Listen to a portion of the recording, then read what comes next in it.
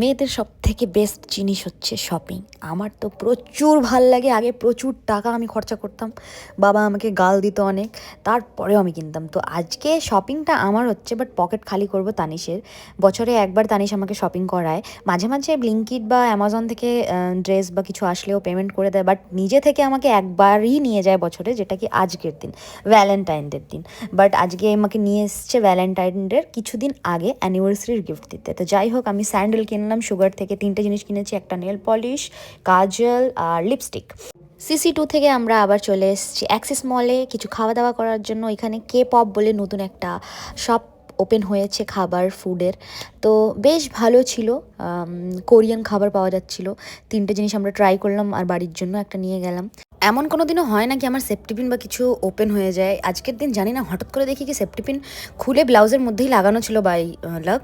তারপর আমি তানিশকে বললাম একটু লাগিয়ে দাও। ও এইসব জিনিস সেরকমভাবে পারে না, হেল্প করে না কখনো, এরকম বলবো না, যখনই যেটা বলি ও করে দিতে চেষ্টা করে। বাট বেশিরভাগই আমাকে মা শাড়ি পরিয়ে দেয়, বাড়ি থেকে যখন বেরোই শাড়ি পরতে তখন মাই আমাকে হেল্প করতে দেয়। তো ওর তখন হেল্প কখনো লাগে না সেরকম, বাট কোথাও গেলে ঘুরতে গেলে তখন শাড়ি পরলেও আমাকে হেল্প করে।